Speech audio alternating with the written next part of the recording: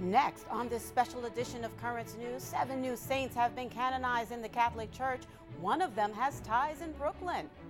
The dramatic story of a local priest. He was convinced he was going to die until he prayed to another Brooklyn priest. A major event in the diocese, the Shining Star Awards, going to people devoted to welcoming the stranger. Plus, a tradition in the Bay Ridge neighborhood, the Ragamuffin Parade ahead of Halloween. A priest started it decades ago, and the kids still love it today. The news starts right now.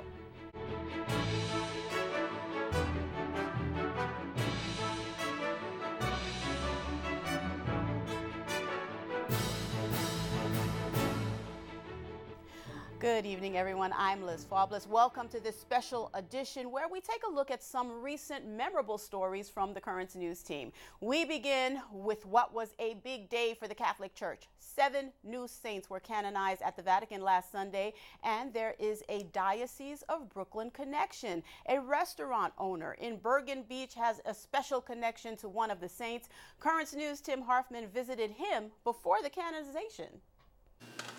Tony Evangelista is planning a big celebration at the restaurant he owns, Il Posto, in Bergen Beach, Brooklyn. The occasion, his distant cousin, Nunzio Sobrizio, is being elevated to sainthood. Tony refers to him as the Beato, which means blessed in Italian. The Beato's mother, her name was Rosa Luciani. My great-grandmother's name was Filomena Luciani. Nunzio was born in 1817 and became an orphan as a child. He later lived with his uncle, but was abused, taken out of school, and forced to work as a blacksmith. Nunzio eventually contracted an incurable disease in his leg, spent years in a hospital, and died when he was just 19 in 1836. He said, "My suffering is nothing compared to what Jesus suffered." This was his philosophy. Gone at a young age, but his legacy was not forgotten. My grandfather always talked about the Beato, all since I can remember. While they may have never met, Tony says he feels a special connection to Nunzio.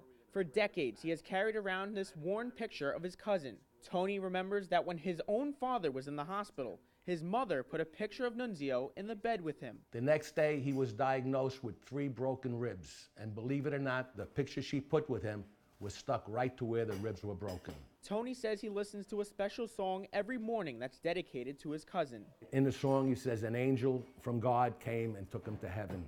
That part gets to me.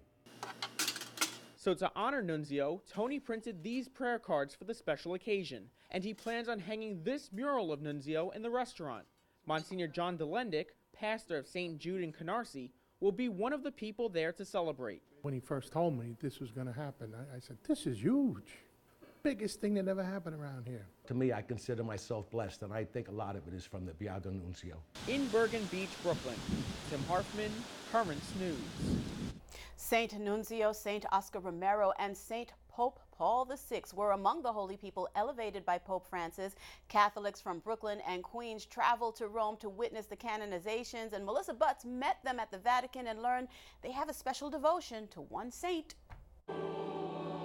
Sunday's canonization of Archbishop Oscar Romero was an exciting moment for this group with Latin roots from El Salvador, Guatemala, and Mexico. Father Carlos Quijano led the group from Queens, New York, to participate in this ceremony with Pope Francis. Something that will be in our memories forever because it was a moment of glorification, but also a joyful moment for the church, for the Christian, and for those who were killed in El Salvador in the name of God, It took a Latin American Pope to recognize that beautiful gift for the church. So for me and for us, I think it was a beautiful moment of grace and joy to be shared with the people in El Salvador. It was one in a lifetime. We were able to, with the sacrifice that we did, getting up so early in the morning with Father Carlos and a friend Deacon, we were right in the first place in the beginning. And we were able to see Pope and pray with Pope and pray for the church.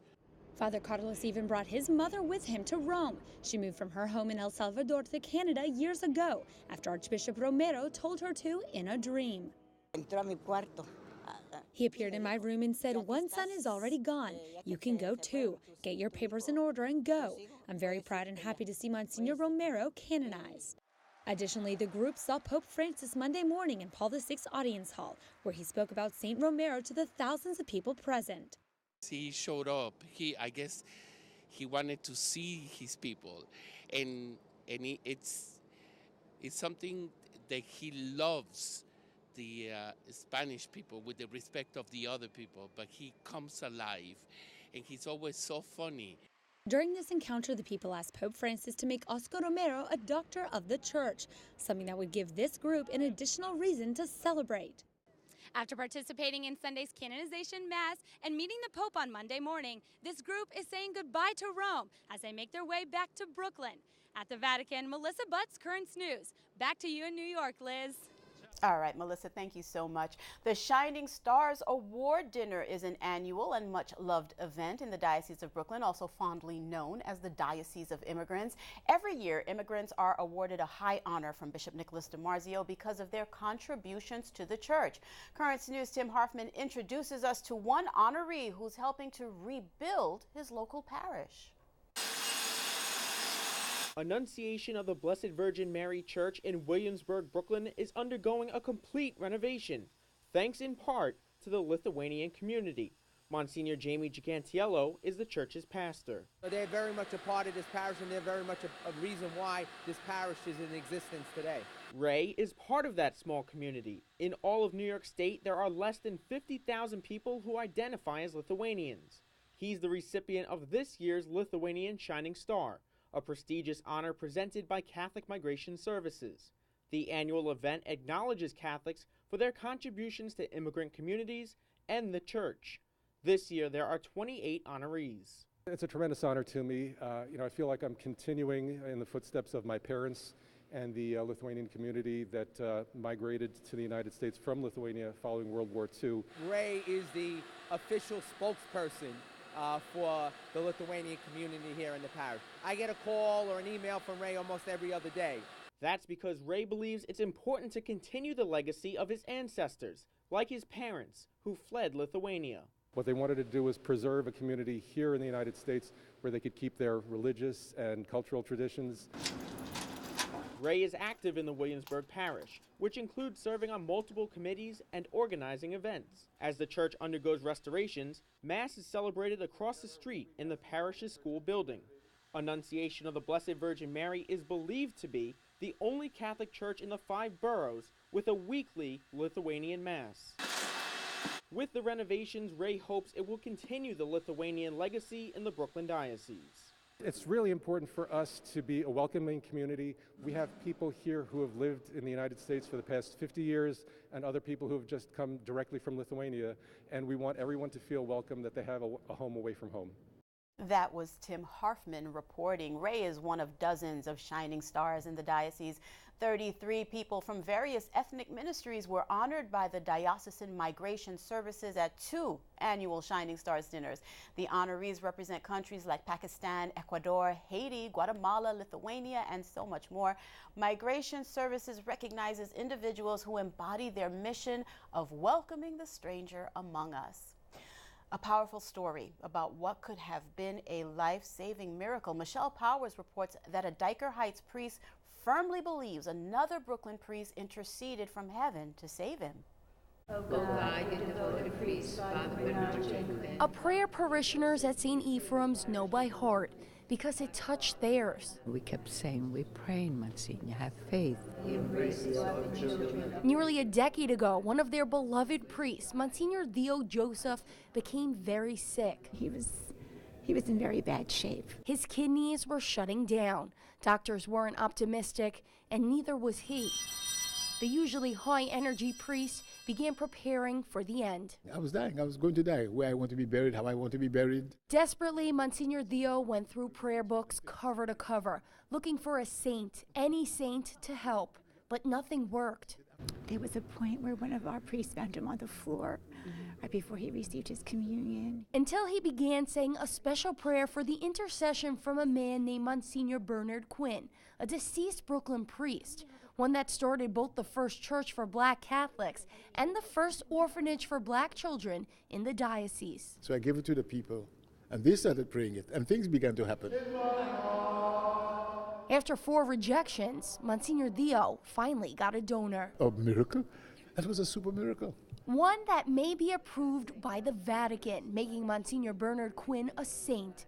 Bishop Nicholas DiMarzio opened an inquiry for Quinn's canonization, the first ever by the Diocese of Brooklyn, right before Monsignor Theo felt his sickest. Every day since, Monsignor's novena team continues to pray, not just for his health, but for Quinn's cause. Keep on interceding, asking God, to help Monsignor Quinn reach the highest heavens. In Diker Heights, Michelle Powers, Currents News. In other big diocesan news, the Tablet has a new editor-in-chief. Jorge Dominguez succeeded longtime editor Ed Wilkinson last month to take the helm of the newspaper. And while Jorge is new to the Tablet, he's no stranger to the Diocese of Brooklyn. Currents News' Tim Harfman has more. In 110 years, the Diocese of Brooklyn's Tablet newspaper has never missed an issue, and Jorge Dominguez says it never will. He is the Catholic newspaper's new editor-in-chief and the first Hispanic to take on the responsibility. It is a big responsibility, first and foremost. It is very challenging, of course, but at the same time very exciting. Jorge's no stranger to Catholic reporting. A native of Cuba, he started a religious magazine as a teenager and later a newspaper for the Archdiocese of Havana. He continued writing for Catholic media outlets after migrating to the United States in 1992. For the past 3 years, Jorge has served as editor of Nuestra Voz, the Spanish newspaper of the Brooklyn Diocese, and was named Editor of the Year by the Catholic Press Association. This is the issue of the week. He reports to Vito Formica, Executive Director of News Content and Development for the Sales Media Group. He's just going to bring a lot of knowledge and experience and quality journalism to the Tablet, and we're already seeing it in the issues that are coming out. The Tablet newspaper prints nearly 70,000 copies every week and is distributed throughout 45 states. The paper's editor emeritus, Ed Wilkinson, was at the helm for over 3 decades. He gives Jorge his blessing. I think Jorge's a great guy. He really he loves the church, he loves the diocese, he's very knowledgeable about the church, so I was really thrilled when I found out he was going to be my successor. They're big shoes to fill, but Jorge is up for the challenge. The paper became the true reflection of the life of the Diocese of Brooklyn and Queens, of course. We have to keep that. Ed gave Jorge the same advice he received when he took over the paper in 1985. Go with your gut. The paper's going to change. You're going to have to take it in a new direction. Don't be afraid to go in a new direction. It's not going to be the way it used to be, so don't worry about trying to make it what it used to be. Jorge already has plans to evolve the Tablet, growing it digitally. We can bring back that legacy of being a paper that is not just for Brooklyn and Queens, because now we have a growing presence in the internet. A way for Catholics to learn about their faith in print or on the web. Tim Harfman, Currents News. There's a lot more news headed your way on this special edition of Currents News.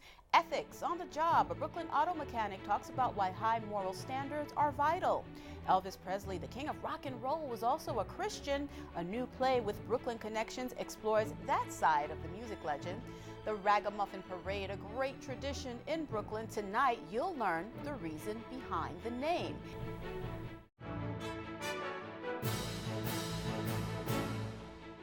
Welcome back to this special edition of Currents News. In a new survey about jobs and ethics, auto mechanics didn't rate well when it comes to business practices.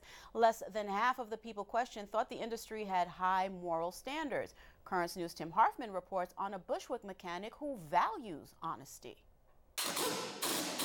Felix Rosado owns this auto repair shop in Bushwick, Brooklyn. And for him, business is not about the big bucks. Honesty is everything. But not all mechanics follow that same motto. In a nationwide poll conducted by Gallup, 22 occupations were rated high, average, and low on whether the businesses were honest and ethical. Only 32% of Americans judged mechanics as high or very high. Just over half, 53%, said mechanics were truthful, and 14% ranked mechanic standards as low or very low. But Felix says he's putting the brakes on the stereotype. A lot of people are in this for the money, for the quick dollar. We're in it for the long haul.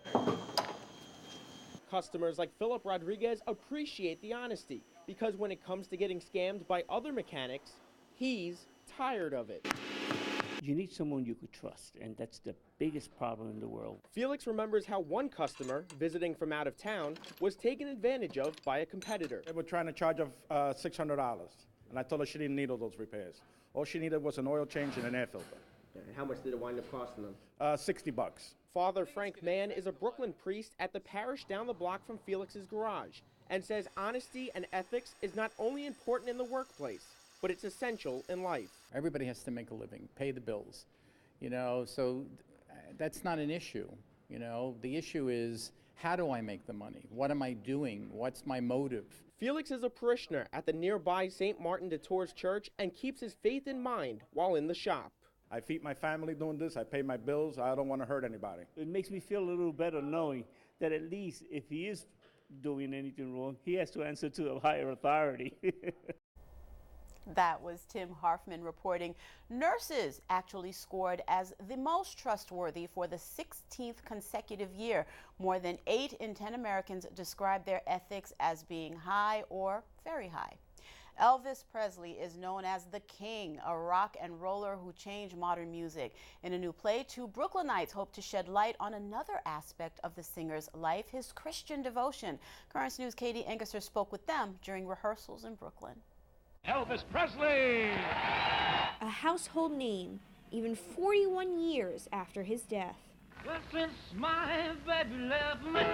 Elvis Presley will forever be known as the king of rock and roll. But there was more to the man.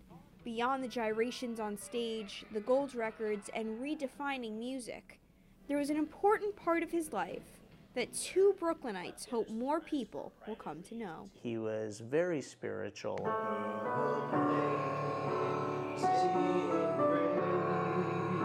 Mark Macias is the author of a new play, The King, The Final Hours, rehearsing several scenes in his Bedford-Stuyvesant home. God, you hear me? The story explores the Memphis singer's final moments as Elvis comes to grips with his mortality. That's when he speaks to God and apologizes for not using his talents for God. And that's actually historical. I've read that many times, that he wanted to use his talent for God, and he always believed that his talent was given to him to be used to spread God's word. Brett Bullard will perform as Elvis on stage when the play opens off-Broadway in October. The Catholic actor was born in the same hometown, Memphis, and has shared something else in common with the King. He and his family were all churchgoers, and they all sang in the choir, and they even had like a trio, and I would sing and praise by myself. And I think that that's something that really connects me to Elvis. The Christian Elvis found inspiration in faith. He would record dozens of gospel songs during his career.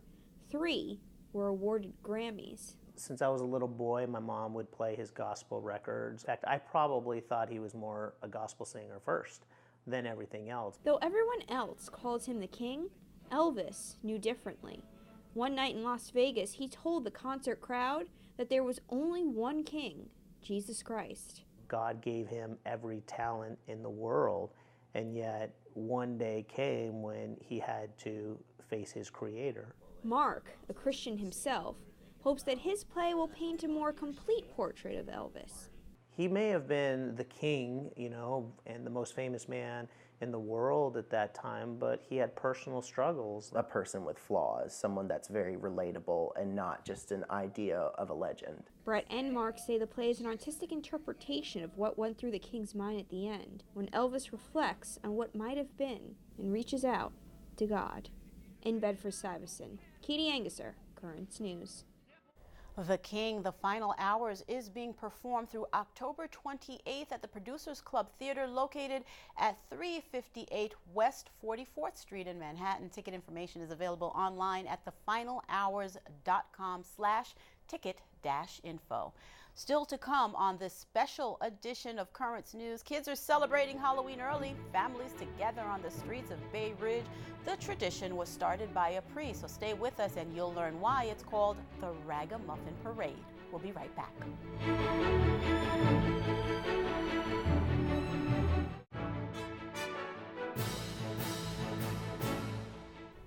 Welcome back to this special edition of Currents News. The Catholic schools of Brooklyn and Queens got a big boost during Wednesday night's Futures in Education fundraiser. Guests packed into the famed Cipriani's on Wall Street for an evening of entertainment and good food. Soon, generous donations started to pour in, over $2 million worth. Bishop Nicholas DiMarzio attended the event.